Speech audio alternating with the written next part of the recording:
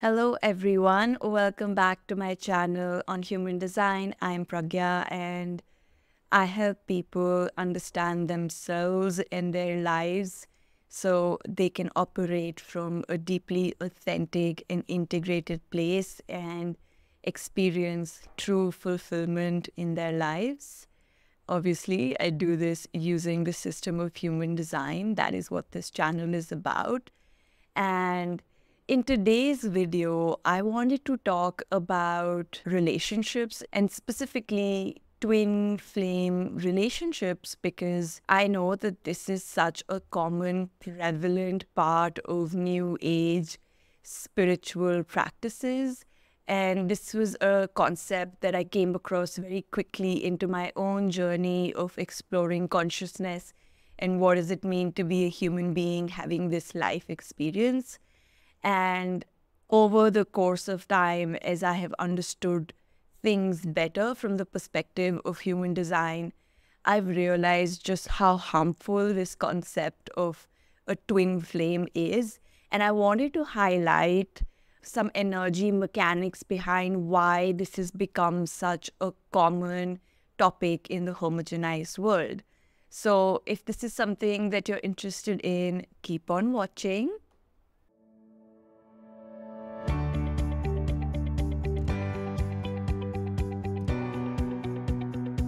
So if I were to very quickly summarize the concept of a twin flame, as I've understood it, is that we have a spiritual partner that is half of our soul, and that usually the process of reuniting with them is a process that has many highs and many lows, that it is a process that involves you doing a lot of spiritual work within yourself so that you can reach an internal frequency that attracts them to you. There are so many things about this kind of a relationship that really speak to us because of many different reasons.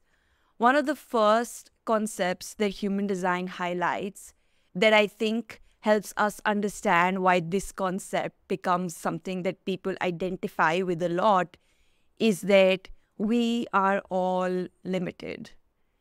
When we look at our design, we can very clearly see that we all have some very specific definition, and that our definition looks very different from the definition of others around us.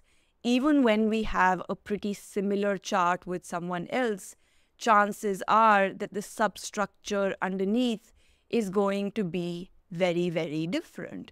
We are all differentiated beings, and by virtue of being differentiated beings, we are all very limited. We are limited in the ways that we are activated. We're limited in the ways that we are here to contribute in the world. This is a true mechanical reality.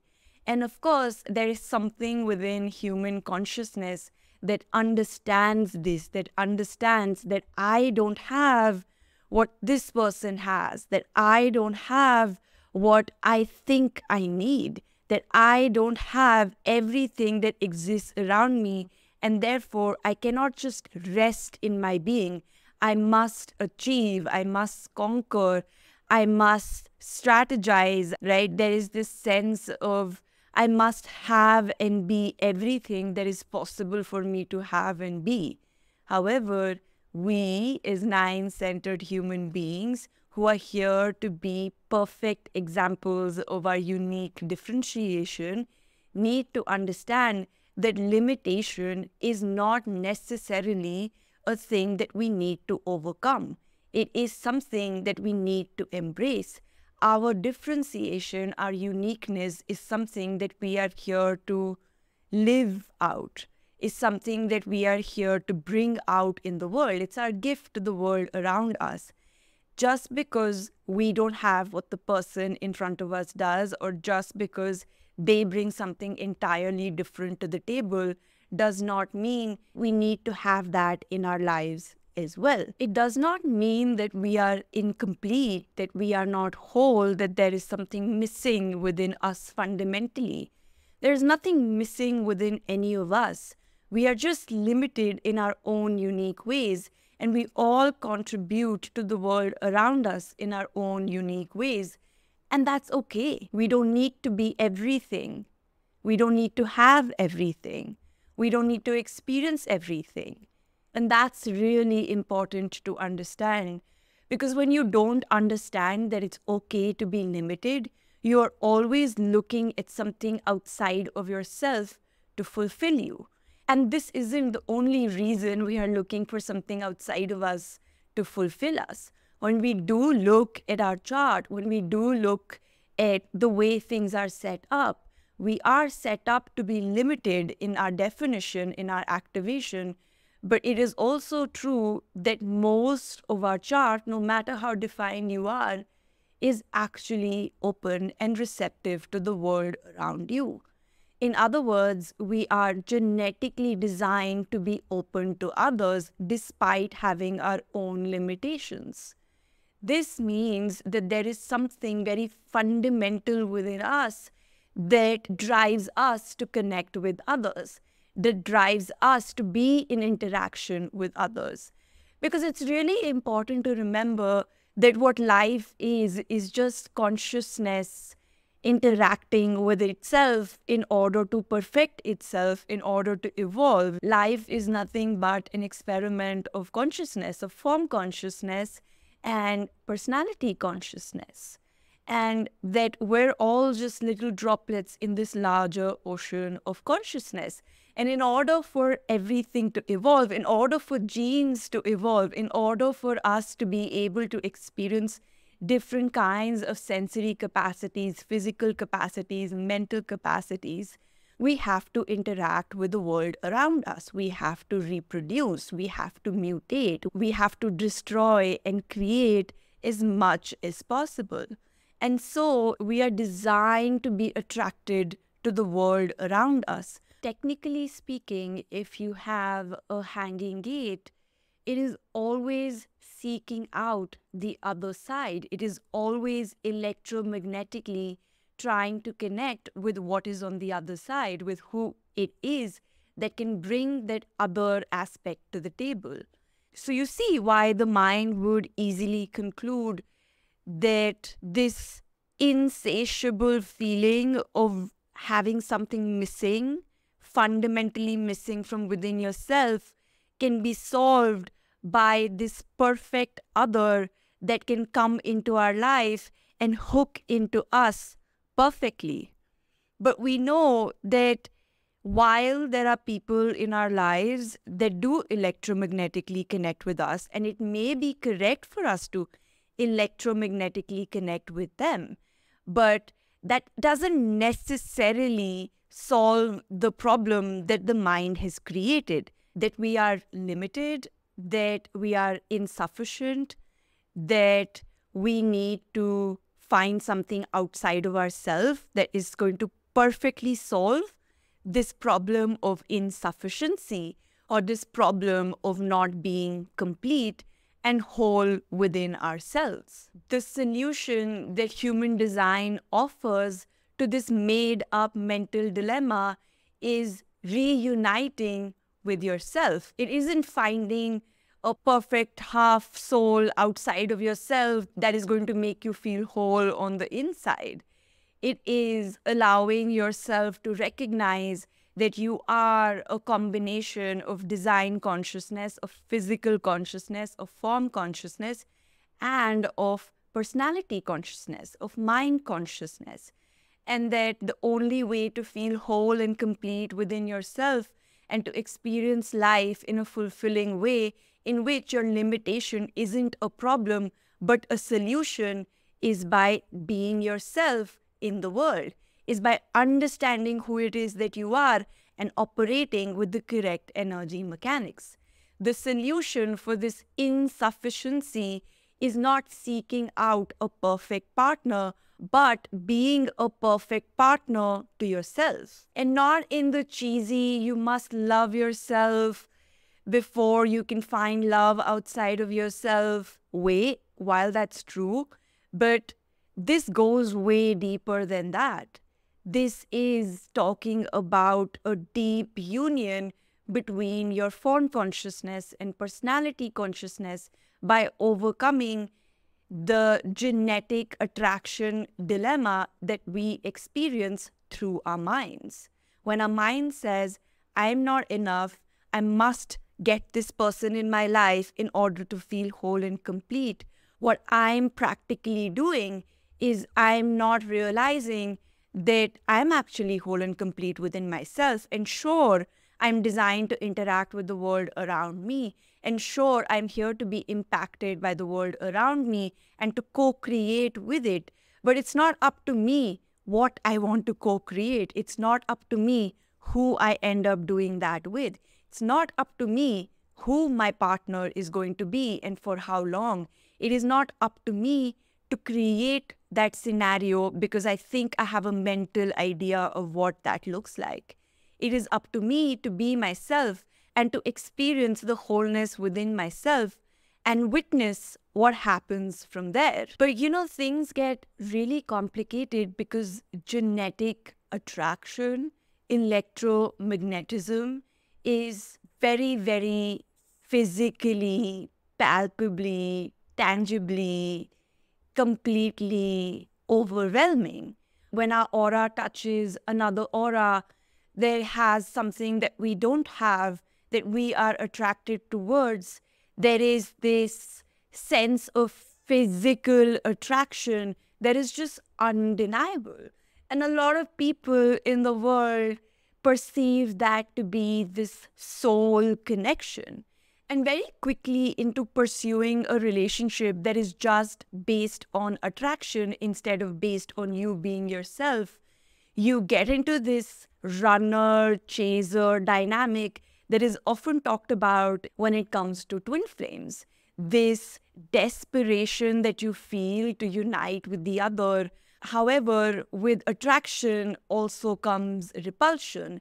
And so this push and pull dynamic that is often spoken about is a very natural consequence of pursuing a relationship that is just based on genetic attraction, which, by the way, isn't your fault. Nobody taught us. Nobody taught us that our genes are extremely attracted to what we are not, and that there is a way for us to almost bypass that attraction and not base our relationships on just that.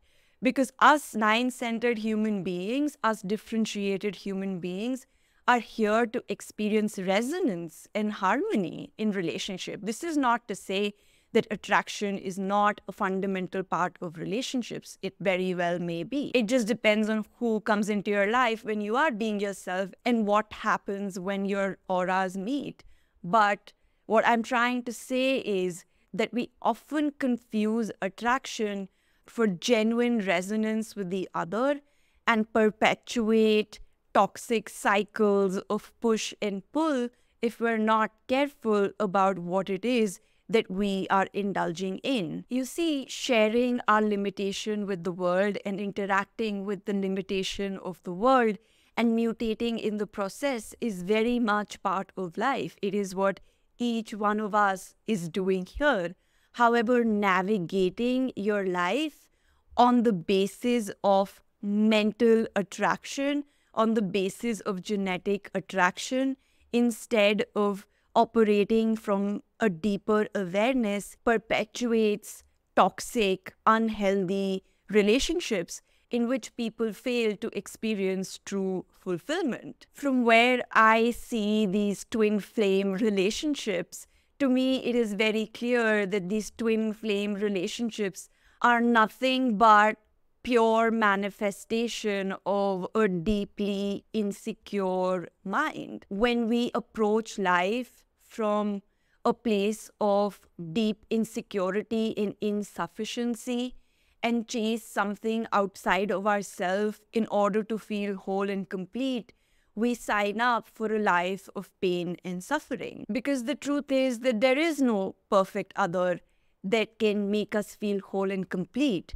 Only we can make ourselves feel whole and complete by realizing that we are whole and complete, by realizing how it is that we are here to navigate the world around us.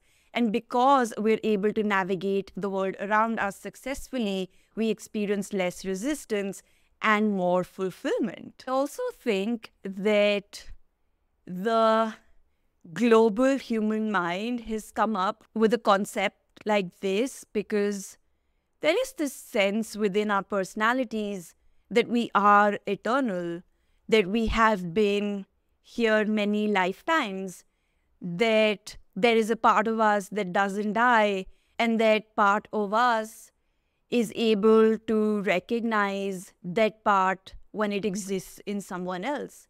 In other words, I think there is a sense in our personality consciousness about our eternal nature. And it is true, there is a part of us that is eternal. Our personality crystals have been around since the evolution of consciousness has began from the Big Bang. A part of us has existed and continued to travel in space and time to experience that entire evolution. So it is true that there is something eternal within us that recognizes something eternal within someone else. However, where we go really wrong, according to human design, is when we epitomize that interaction with someone else over being integrated and whole within ourselves. It is true that we have a trajectory. It is true that the program brings certain people into our lives at certain times in order to help us fulfill our purpose, in order to become more aware, in order to express our differentiation.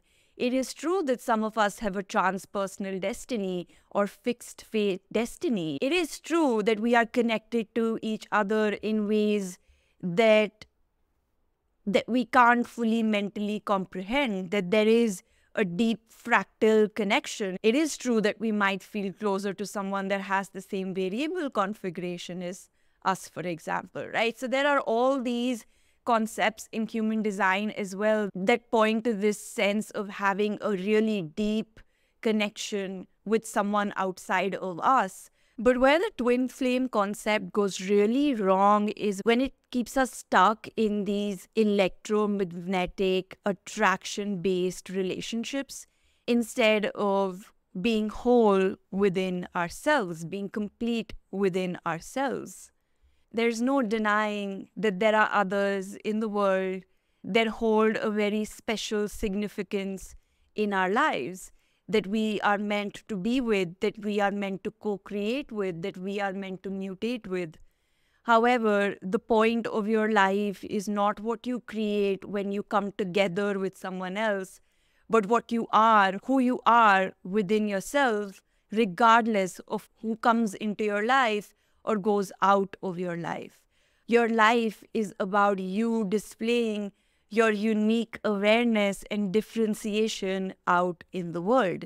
That is true union between your form and your personality or your soul. I hope you enjoyed this one. I'll see you in the next one. Like the video if you enjoyed it. Please leave me a comment down below. I love reading your comments. And subscribe to my channel if you haven't already. I'll see you in the next one. Bye.